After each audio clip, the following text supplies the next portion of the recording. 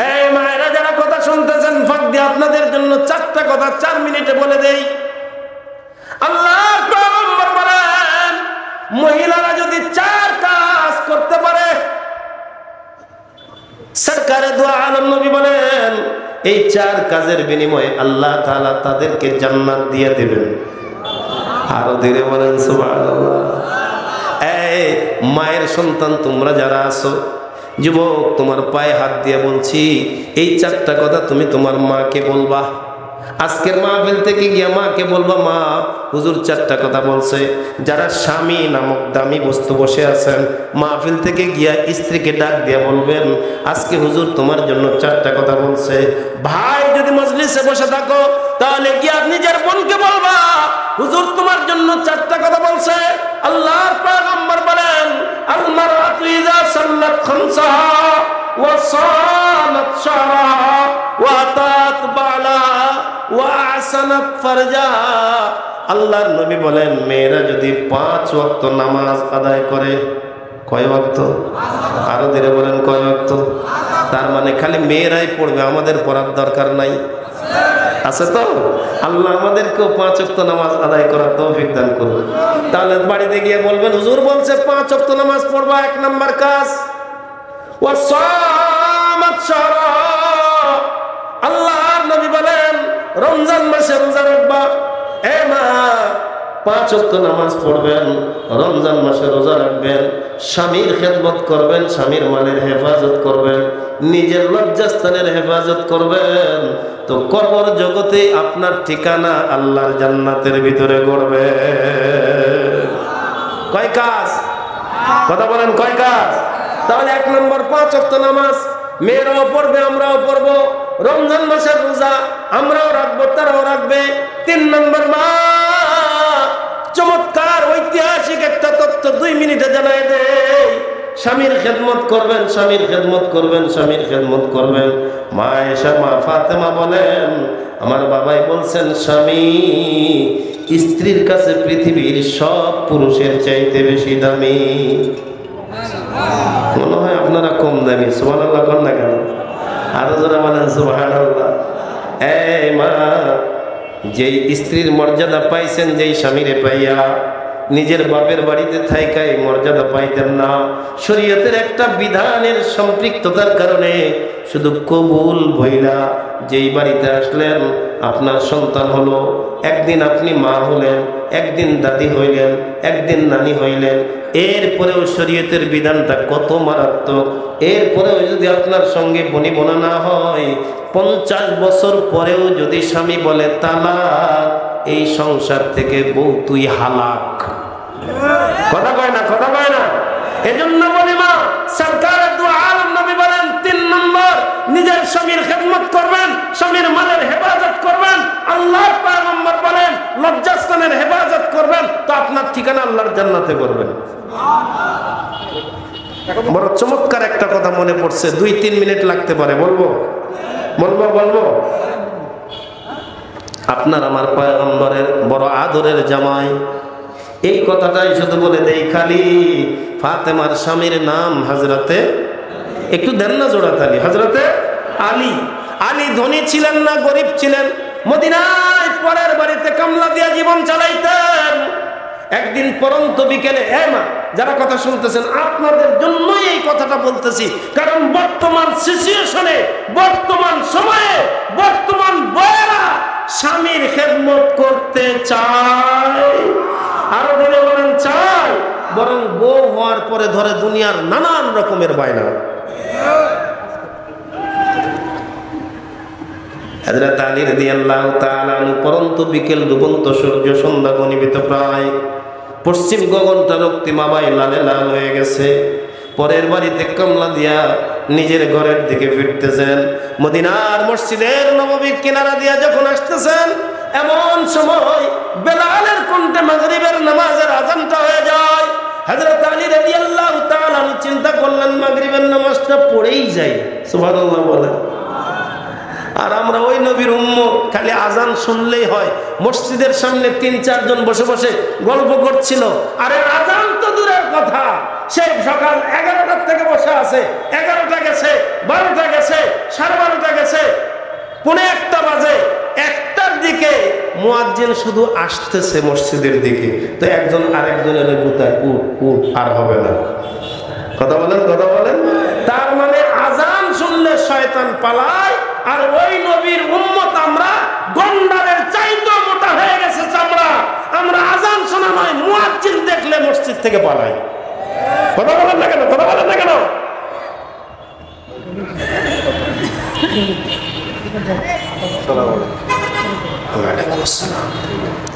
হযরত আলী রাদিয়াল্লাহু তাআলা আনহু মাগরিবের নামাজ আদায় করলেন। এই খেয়াল করে দেখবেন, আমার দিকে তাকান প্লিজ। যখন যেদিন আপনি পরিশ্রম বেশি করবেন, শ্রম বেশি দেবেন, দেখবেন সেদিন শরীর কিন্তু খুব ক্লান্ত হয়ে যায়। কি ক্লান্ত হয় না, চাঙ্গা হয়? ক্লান্ত হয়ে যায় না? শরীর নড়বড়ে হয়ে যায়, মনে হয় যেন আর চলবে না। আরে শরীরের মধ্যে এসে যায় আলিশ, গাছের গোড়াতেও যদি আপনি হেলান দেন নাক ডাকা শুরু হয়ে যায়, লাগে না কাঁথা বালিশ। কথা বলেন, কথা বলেন। আপনি জমিনের আলের সাইডে ছোট্ট গাছের কিনারা একটু হেলান দিয়ে দিয়েছেন, দেখছেন এখন নাক ডাকা শুরু হয়ে গেছে। হযরত আলী রাদিয়াল্লাহু তাআলা চিন্তা করলেন, সারাদিন পরিশ্রম করার পরে মাগরিবের নামাজ পড়ছি, শরীরের মধ্যে অলস অলস ভাব।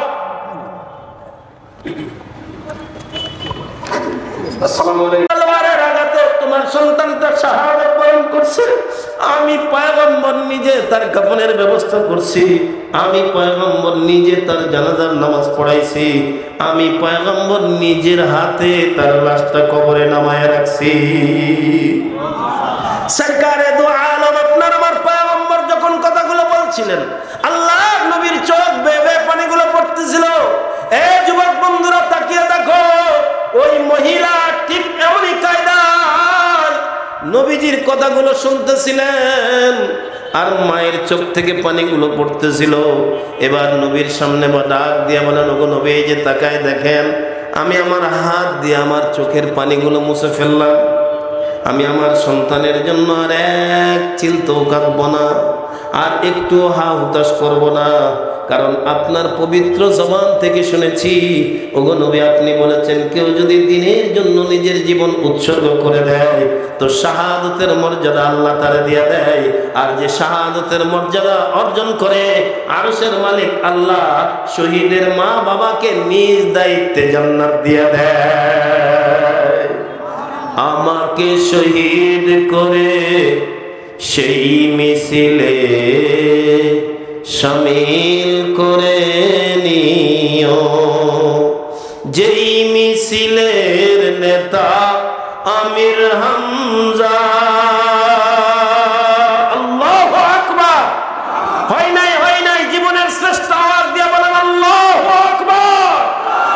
কারণ মুমিনের সবচাইতে বড় হাতিয়ার হলো আল্লাহু আকবার। মুমিনের অস্ত্র আল্লাহু আকবার, মুমিনের স্লোগান আল্লাহু আকবার, মুমিনের লেখনী হবে আল্লাহু আকবার, মুমিনের কথা হবে আল্লাহু আকবার। তো আল্লাহ তাবারক ওয়া তাআলা ওই মুমিনকে বড় বানায় জান্নাতের মালিক বানায় দেবে।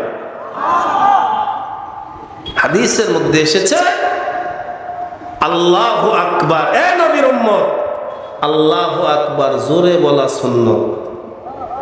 সুবহানাল্লাহ আগামী বছর আরো জোরে বলেন সুবহানাল্লাহ। আল্লাহু আকবার জোরে বলা কি সুন্নাত।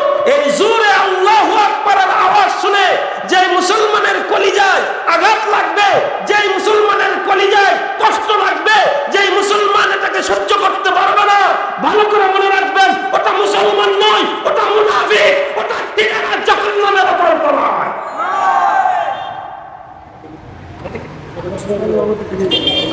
বলেন তো, আজানে আল্লাহু আকবার ধীরে না জোরে? আপনাদের আওয়াজ শুনে তো আমারই মাথা ঘোরে। আজানে আল্লাহু আকবার ধীরে না জোরে? ইকামতে আল্লাহু আকবার ধীরে না জোরে? নামাজে আল্লাহু আকবার ধীরে না জোরে? জানাজায় আল্লাহু আকবার ধীরে না জোরে? অতএব মুমিন মুসলমান যদি মজবুত করতে চান ঈমান, তো আল্লাহু আকবারের উচ্চ কণ্ঠে দিতে হবে স্লোগান, যাতে করে মুনাফিকদের কলিজা ভেঙে হয়ে যায় খান খান। নারে তাকবীর, নারে তাকবীর। আল কোরআনের আলো, আল হাদিসের আলো, নারে তাকবীর। মুমিনকে की तकरीर, अल्लाह अकबर, मोमिन की तहरीर, अल्लाह अकबर, मोमिन की शमशीर, अल्लाह अकबर, नाराए तकबीर।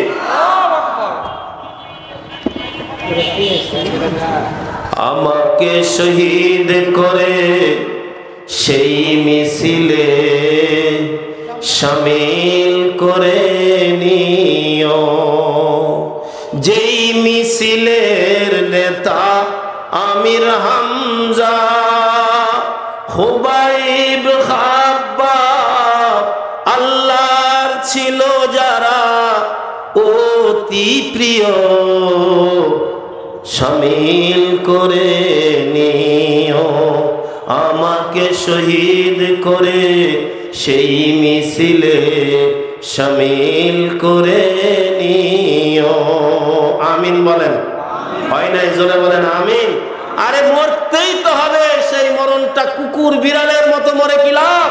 শাহাদাতের মর্যাদা অর্জন করে মরব তো সরকার দু আলম নবী বলেন কবর জগতে জান্নাতের ঠিকানা করব। আল্লাহর পয়গম্বর বারবার আল্লাহর কাছে দোয়া করতেন, আল্লাহুম্মা জাআলহা শাহাদাতান ফি সাবিলিক। ও মালিক, ও আল্লাহ, তুমি যদি আমারে মৃত্যু দাও, শহীদি মরণ দিও। মুমিন মুসলমানের তামান্না থাকবে, মুমিন সদা সর্বদা শাহাদাতের মৃত্যু চাইবে, কারণ শাহাদাতের মৃত্যু মানেই সরাসরি আল্লাহর জান্নাত। চার প্রকারের সন্তান, এই গভীর মনোযোগ দিয়ে কথাটা শুনবেন, খুব কষ্ট হচ্ছে আপনাদের, আমি কথা লম্বা করব না। সরকারে দু আলম নবী বলেন চার প্রকারের সন্তান ঘরে জন্ম নেবে যার, আরশের মালিক আল্লাহ নিজে হবেন ওই মা বাবার জান্নাতের জিম্মাদার। এক নাম্বার, এই চার প্রকারের এক প্রকার হলো ওই সন্তান যে মা আর বাবা তার সন্তানটাকে হাফেজে কোরআন বানাইছে, অথবা এই সন্তানের সঙ্গে তার মা বাবাকেও আমি আল্লাহ জান্নাতি বানাই দেব। দুই নম্বর, ওই সন্তান যেই সন্তানটা জন্ম নেওয়ার পরে জীবিত ছিল, প্রাপ্তবয়স্ক হওয়ার আগেই মারা গেছে। আল্লাহর পয়গম্বর বলেন ওই মা বাবাকে সুসংবাদ দান করো, ওরা ধৈর্য ধরুক। আমি পয়গম্বর বলছি ওই সন্তানের সঙ্গে তার মা এবং বাবাকে আল্লাহ তাআলা নিজ দায়িত্বে জান্নাত দিয়ে দেবে। তিন নম্বর, ওই সন্তান যেই সন্তান দ্বীনের জন্য, ইসলামের জন্য, ধর্মের জন্য নিজের জীবনটা আল্লাহর রাস্তায় কোরবানি করে দিয়েছেন। সরকারে দু আলম নবী বলেন এমন শহীদ সন্তান তার মা বাবাকে সঙ্গে করে নিয়ে আল্লাহর জান্নাতে যাবে। ১৫০০ বছর আগে যাওয়ার দরকার নেই। এ যুবক বন্ধুরা, তোমাদের চোখের সামনে লুকায় রাখার মতো কোনো কায়দা নাই। আজকে ফেসবুকে তাকাও, ইউটিউবে তাকাও, ইন্টারনেটে তাকাও, স্যাটেলাইটের মাধ্যমে তাকায় দেখো ফিলিস্তিনের জমিনে মায়ের সন্তান ওই জালিমদের গুলিতে সন্তান শাহাদাত বরণ করছে। মা তার সন্তানটা কোলের মধ্যে নিয়ে আল্লাহর শুকরিয়া আদায় করতেছে আর বলতেছে আমি দুঃখ করব না, আমি কষ্ট নেব না, আমার সন্তান শাহাদাত বরণ করছে, এটা আমার খুশনসিব, এটা আমার কপাল, আমি একজন শহীদের মা, তো এই সন্তানের কারণে আমি এখন জান্নাতি। আল্লাহু আকবার। ৪ নাম্বার, খুব কষ্ট হচ্ছে আপনাদের, এই মায়েরা যারা কথা শুনতেছেন ফাঁক দিয়ে আপনাদেরকে একটু বলে দেই। আমার মূল আলোচনা ছিল আল্লাহ বলেন ওয়াবুদু রাব্বাকা হাত্তা ইয়াতিয়াকাল ইয়াকিন, তুমি তোমার রবের ইবাদত করো যতদিন তোমার দেহের ভিতরে জান থাকে। যদি ডাক দিয়া কয় রবের ইবাদত করবো কেন, আল্লাহ তাআলা ডাক দিয়া বলেন কপাল পোড়া রে, তোরে বানাইছি, তৈরি করছি আমার ইবাদত করার জন্য। ও ডাক দিয়া কয় তোমার ইবাদত করলে হবে কি? আমার কথা কি বুঝতেছেন? কারণ যে জেদ করে তার জেদের শেষ নাই। কোন মাস্টার যদি কোনো ছাত্রকে অপছন্দ করে রাগ হইয়া কয়েকটা লাগাই দিয়া ডাক দিয়া কয় যা, জীবনে তোর আর লেখাপড়া হবে না, জেদে বসে গেছে, তোর জীবনে লেখাপড়া হবে না। এই মাস্টার ডিগ্রি পাস করে চাকরি পাইছে, তো একজন এসে খবর দিল স্যার আপনি জানেন আব্দুর রহিম তো সরকারি চাকরি পাইছে। কই চাকরি পাইলে কি হবে, বেতন পাবে না। বোঝেন না এই কথা? কয় স্যার সর্বোচ্চ বেতন পাইতেছে। বেতন পাইলে কি হবে, গিয়া দেখ চাকরি নাই। চাকরি কি? আল্লাহ তাআলা ডাক দিয়ে বলেন, এই দেহের ভিতরে যতদিন জান থাকবে আমার ইবাদত করবি। যদি ডাক দিয়ে কয় তোমার ইবাদত করলে কি হবে, কেন তোমার ইবাদত করব? আল্লাহ বলেন তোরে বানাইছি আমার ইবাদত করার জন্য। যদি ডাক দিয়ে কয় ইবাদত করলে আমার লাভ কি? আল্লাহ তাআলা ডাক দিয়ে বলেন, ফাদখুলি ফি ইবাদি ওয়াদখুলি জান্নাতি। আল্লাহ তাআলা ডাক দিয়ে বলেন, তুই বান্দা যদি ইবাদত না করিস আমি আল্লাহর এক যাররা পরিমাণ ক্ষতি নাই। তুই যদি ইবাদত করে গোটা দুনিয়া শয়তানের মতো ভাসায়াও দিস, আমি আল্লাহর এক বিন্দু পরিমাণ লাভও নাই। আমার লাভও নাই, আমার ক্ষতিও। আরো ধীরে বলেন, আছে? গোটা দুনিয়ার সব মানুষ যদি আল্লাহর নাফরমানিতে ভরায় দেয়, আল্লাহ তাআলার এক বিন্দু পরিমাণ ক্ষতি নাই। গোটা পৃথিবীর সব মানুষ যদি আল্লাহ মাইনা তার কুদরতি পায় লুটে পড়ে, আল্লাহর এক বিন্দু পরিমাণ পর্যন্ত লাভ নাই। লাভ আর ক্ষতি সব কিছু আপনার আমার সঙ্গেই সম্পৃক্ত। কথা বলেন, কথা বলেন। মূসা আলাইহিস সালাম একদিন আল্লাহর কাছে প্রশ্ন করছেন, কারণ মূসাকে বলা হয় কালিমুল্লাহ। সব মনে হয়ে গেছেন ভুল্লাহ। মূসাকে বলা হয় মূসা কালিমুল্লাহ, যে আল্লাহর সঙ্গে কথা বলে। তো একদিন বলছে আল্লাহ নামাজ তোমার জন্য, রোজা তোমার জন্য, যাকাত তোমার জন্য, ইবাদত তোমার জন্য, তো আমার জন্য কি? কথা বোঝেন নাই? আমরাও তো বলি ইন্নাস সালাতি ওয়া নুসুকি ওয়া মাহইয়ায়া ওয়া মামাতি লিল্লাহি রাব্বিল আলামিন। আমার নামাজ, আমার কুরবানি, আমার বেঁচে থাকা, আমার মরে যাওয়া, ও মালিক সব তোমার জন্য। আল্লাহ তাআলা ডাক দিয়া বলবেন, বান্দা এখন তুমি ধন্য, আমার জান্নাতটা শুধু বান্দা তোমারই জন্য। মূসা আলাইহিস সালাম ডাক দিয়া বলেন, আল্লাহ নামাজ তোমার জন্য, রোজা তোমার জন্য। কারণ রোজা শুধু আমাদের জন্যই নয়, সব নবীদের আমলে রোজা ছিল। কোরআনে আল্লাহ তাআলা নিজেও বলেছেন, রমজান মাস আসলে উলামায়ে কেরাম আপনাদেরকে শোনায় দেয়, কুতিবা আলাইকুমুস সিয়াম কামা কুতিবা আলাল্লাযীনা মিন ক্বাবলিকুম লাআল্লাকুম তাত্তাকুন। হয় নাই, হয় নাই? আল্লাহু আকবার, জোরে বলেন।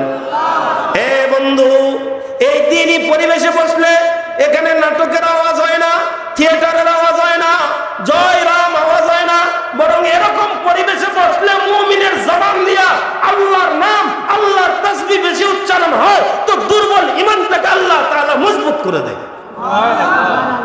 আলোচনার প্রায় শেষ প্রান্তে এসে আপনাদের কাছে অনুরোধ করতে চাই, একবার সকলে হৃদয়ের গভীর থেকে প্রাণ ভরে চিৎকার দিয়ে বলতে পারবেন কি আল্লাহু আকবার? আমি মনে হয় বুঝাইতে পারি না আমার মনের ভাষা, হয়তো আপনারা বোঝেন না আমার দিলের আশা। যদিও বলতেছি আমি আমার মাতৃভাষা, আমি বলেছি পারবেন কি না? হ্যাঁ, আমি তো মাতৃভাষায় বলতেছি, নয়তো আমার নওগাঁর একটা আঞ্চলিক ভাষা আছে, আপনাদের এখানকার আঞ্চলিক ভাষা নাই, তাইপুরের আঞ্চলিক ভাষা নাই। যেমন আমার মাতৃভাষা হলো তুমি কোথায় যাচ্ছ, এটা আমার নওগাঁ জেলার মহাদেবপুরের খাস আঞ্চলিক ভাষা হলো তুই কুটি যাচ্ছ। আমার সাথে চলেন বগুড়ার দিকে, দেখবেন ওরা আবার বলবে কুটি যাচ্ছে পারে। চলেন চট্টগ্রামের দিকে, দেখবেন ওরা আবার বলবে বদ্দা হড়া জদ্দা। সিলেটে চলেন, দেখবেন ওরা আবার বলবে এবলাই কইজান। রংপুর, দিনাজপুর, ঠাকুরগাঁ, পঞ্চগড় যাবেন, দেখবেন ওরা আবার বলবে কুত্তি যাচ্ছো ভাই। আচ্ছা বলেন তো দেখি, আপনাকে আমাকে কেউ যদি কুত্তা কুত্তি বলে ডাক দেয়, মাথা ঠিক থাকবে? অথচ এটাই তাদের আঞ্চলিক ভাষা, তাদের কাছে বড় খাসা, যদিও আমাদের কাছে শুনতে লাগতেছে বড় সর্বনাশা। আল্লাহর নামের একটা তাকবীর দেওয়া লাগবে, পারবেন সবাই? সবাই পারবেন?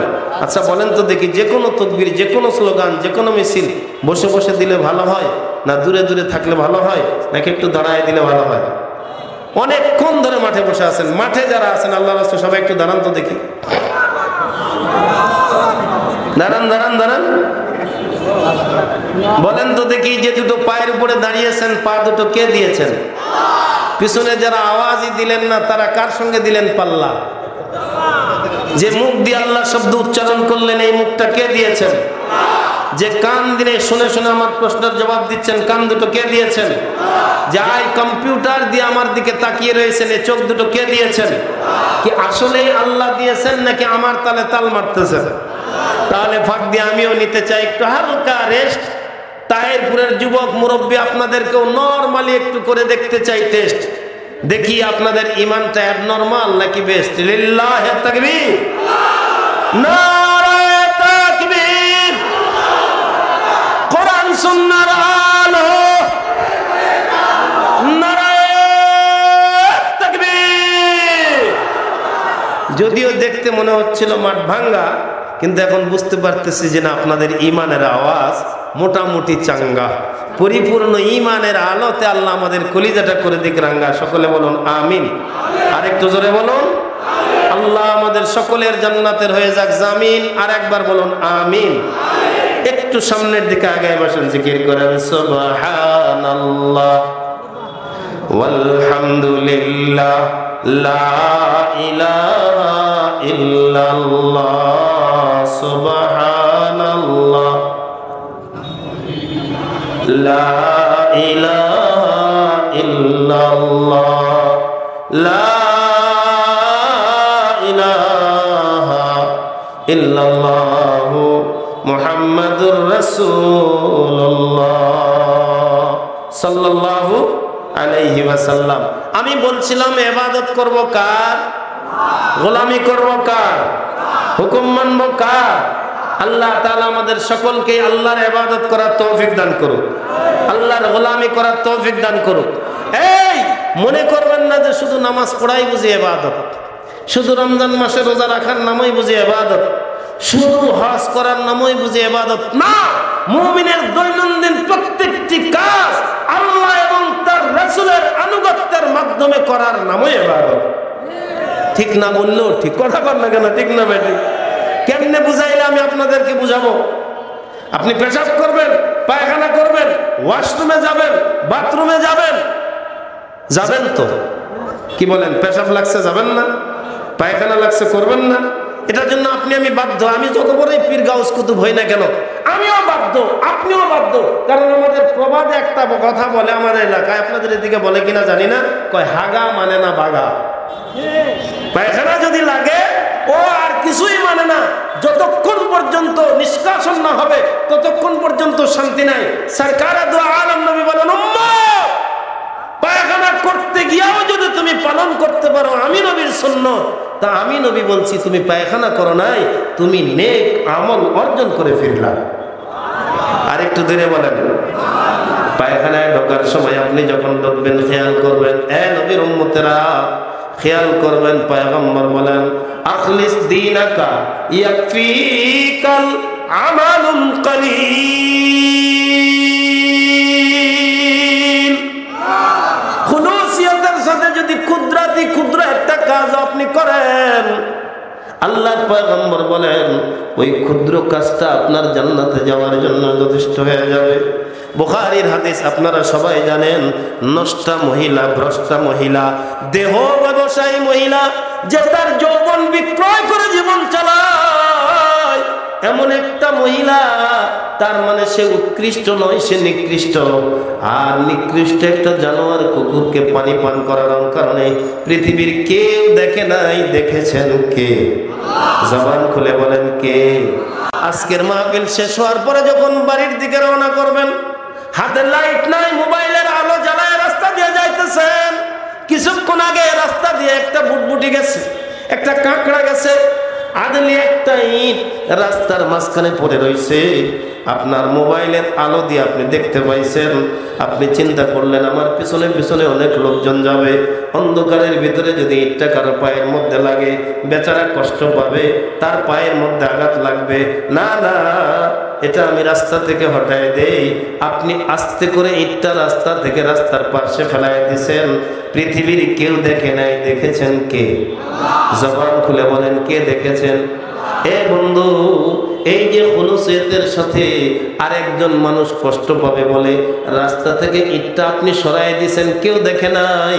সরকারে দু আলম নবী বলেন, এই যে একাগ্র চিত্তে তুমি আরেকজনকে কষ্ট থেকে বাঁচাই দিলা, হইতে পারে এই কারণে আল্লাহ তোমারে মাফ করে জান্নাত দিয়ে দেবে। এই মায়েরা যারা কথা শুনতেছেন, ফাঁক দিয়ে আপনাদের জন্য 4টা কথা 4 মিনিটে বলে দেই। আল্লাহর পয়গম্বর বলেন, মহিলারা যদি 4 কাজ করতে পারে, সরকারে দু আলম নবী বলেন, এই 4 কাজের বিনিময়ে আল্লাহ তাআলা তাদেরকে জান্নাত দিয়ে দেবেন। আরো ধীরে বলেন সুবহানাল্লাহ। এই মায়ের সন্তান তোমরা যারা আছো, যুবক, তোমার পায়ে হাত দিয়ে বলছি, এই 4টা কথা তুমি তোমার মাকে বলবা। আজকের মাহফিল থেকে গিয়া মাকে বলবা, মা হুজুর 4টা কথা বলছে। যারা স্বামী নামক দামি বস্তু বসে আছেন, মাহফিল থেকে গিয়া স্ত্রীকে ডাক দিয়া বলবেন, আজকে হুজুর তোমার জন্য 4টা কথা বলছে। ভাই যদি মজলিসে বসে থাকো, তাহলে গিয়া নিজের বোনকে বলবা, হুজুর তোমার জন্য 4টা কথা বলছে। আল্লাহর পয়গম্বর বলেন, আল মারআতু ইযা সাল্লাত খামসাহা ওয়া সালাত শাহরাহা ওয়া আতাত বালাহা ওয়া আহসানাত ফারজাহা। আল্লাহর নবী বলেন, মেয়েরা যদি 5 ওয়াক্ত নামাজ আদায় করে, কয় ওয়াক্ত? আরো ধীরে বলেন, কয় ওয়াক্ত? তার মানে খালি মেয়েরাই পড়বে, আমাদের পড়ার দরকার নাই? আছে তো? আল্লাহ আমাদেরকেও 5 ওয়াক্ত নামাজ আদায় করার তৌফিক দান করুন। তাহলে বাড়িতে গিয়ে বলবেন, হুজুর বলছে 5 ওয়াক্ত নামাজ পড়বা, 1 নাম্বার কাজ। ওয়া সামাত শাহরাহা, আল্লাহর নবী বলেন, রমজান মাসে রোজা রাখবা। এ মা, 5 ওয়াক্ত নামাজ পড়বেন, রমজান মাসে রোজা রাখবেন, স্বামীর খেদমত করবেন, স্বামীর মালের হেফাজত করবেন, নিজের লজ্জাস্থানের হেফাজত করবেন, তো কবর জগতে আপনার ঠিকানা আল্লাহর জান্নাতের ভিতরে গড়বে। কয় কাজ? কথা বলেন, কয় কাজ? তাহলে 1 নম্বর 5 ওয়াক্ত নামাজ, মেয়েরাও পড়বে, আমরাও পড়বো। রমজান মাসের রোজা আমরাও রাখবো, তারাও রাখবে। 3 নম্বর, মা চমৎকার ঐতিহাসিক একটা তথ্য 2 মিনিটে জানাই দেই। স্বামীর খেদমত করবেন, স্বামীর খেদমত করবেন, স্বামীর খেদমত করবেন। মা এসা, মা ফাতেমা বলেন, আমার বাবাই বলছেন, স্বামী স্ত্রীর কাছে পৃথিবীর সব পুরুষের চাইতে বেশি দামি। মনে হয় আপনারা কম দামি। সুবহানাল্লাহ কোন না কেন? আরো জোরে বলেন সুবহানাল্লাহ। এই মা, যেই স্ত্রীর মর্যাদা পাইছেন, যেই স্বামীরে পাইয়া, নিজের বাপের বাড়িতে থাইকাই মর্যাদা পাইতেন না। শরীয়তের একটা বিধানের সম্পৃক্ততার কারণে শুধু কবুল ভইলা যেই বাড়িতে আসলেন, আপনার সন্তান হলো, একদিন আপনি মা হলেন, একদিন দাদি হইলেন, একদিন নানি হইলেন, এরপরেও শরীয়তের বিধানটা কত মারাত্মক। এরপরেও যদি আপনার সঙ্গে বনিবনা না হয়, 50 বছর পরেও যদি স্বামী বলে তালাক, এই সংসার থেকে বউ তুই হালাক। কথা কয় না? কথা কয় না? এজন্য বলি মা, সরকারে দু আলম নবী বলেন, 3 নম্বর, নিজের স্বামীর খেদমত করবেন, স্বামীর মালের হেফাজত করবেন। আল্লাহর পয়গম্বর বলেন, লজ্জাস্থানের হেফাজত করবেন, তো আপনার ঠিকানা আল্লাহর জান্নাতে করবেন। বড় চমৎকার একটা কথা মনে পড়ছে, 2-3 মিনিট লাগতে পারে, বলবো? বলবো। আপনার আমার পয়গম্বরের বড় আদরের জামাই, এই কথাটাই শুধু বলে দেই খালি। ফাতেমার স্বামীর নাম হযরতে, একটু দেন না জোড়া তালি, হযরতে আলী। আলী ধনী ছিলেন না, গরিব ছিলেন। মদিনায় পরের বাড়িতে কামলা দিয়া জীবন চালাইতেন। একদিন পরন্ত বিকেলে, মা যারা কথা শুনতেছেন, আপনাদের জন্যই এই কথাটা বলতেছি, কারণ বর্তমান সিচুয়েশনে, বর্তমান সময়ে, বর্তমান বয়েরা স্বামীর খেদমত করতে চায়। আরো ধরে বলেন চায়, বরং বউ হওয়ার পরে ধরে দুনিয়ার নানান রকমের বায়না। হযরত আলী রাদিয়াল্লাহু তাআলা পরন্ত বিকেল, ডুবন্ত সূর্য, সন্ধ্যা ঘনীভূত প্রায়, পশ্চিম গগনটা রক্তিমাবাই লালে লাল হয়ে গেছে। পরের বাড়িতে কামলা দিয়া নিজের ঘরের দিকে ফিরতেছেন। মদিনার মসজিদের নববীর কিনারা দিয়া যখন আসতেছেন, এমন সময় বেলালের কণ্ঠে মাগরিবের নামাজের আযানটা হয়ে যায়। হযরত আলী রাদিয়াল্লাহু তাআলা চিন্তা করলেন মাগরিবের নামাজটা পড়েই যাই, সুবহানাল্লাহ বলেন। আর আমরা ওই নবীর উম্মত, খালি আজান শুনলেই হয়। মসজিদের সামনে ৩-৪ জন বসে বসে গল্প করছিল। আরে আজান তো দূরের কথা, সেই সকাল 11টার থেকে বসে আছে, 11টা গেছে, 12টা গেছে, 12:30 গেছে, 1:45 বাজে। 1টার দিকে মুয়াজ্জিন শুধু আসতেছে মসজিদের দিকে, তো একজন আরেকজনের গুতায় উঠ উঠ, আর হবে না। কথা বলেন, কথা বলেন। তার মানে আজান শুনলে শয়তান পালায়, আর ওই নবীর উম্মত আমরা গন্ডারের চাইতেও মোটা হয়ে গেছে চামড়া। আমরা আজান শোনা নয়, মুয়াজ্জিন দেখলে মসজিদ থেকে পালাই। কথা বলেন না কেন, কথা বলেন না কেন?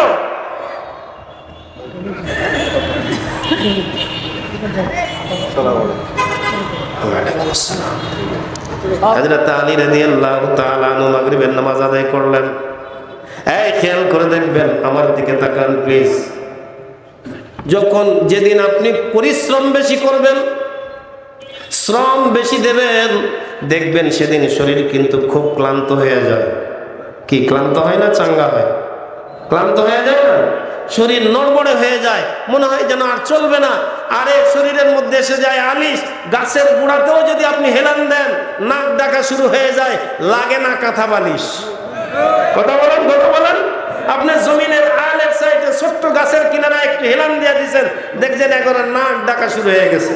হযরত আলী রাদিয়াল্লাহু তাআলা চিন্তা করলেন, সারাদিন পরিশ্রম করার পরে মাগরিবের নামাজ পড়ছি, শরীরের মধ্যে অলস অলস ভাব। আসসালামু আলাইকুম।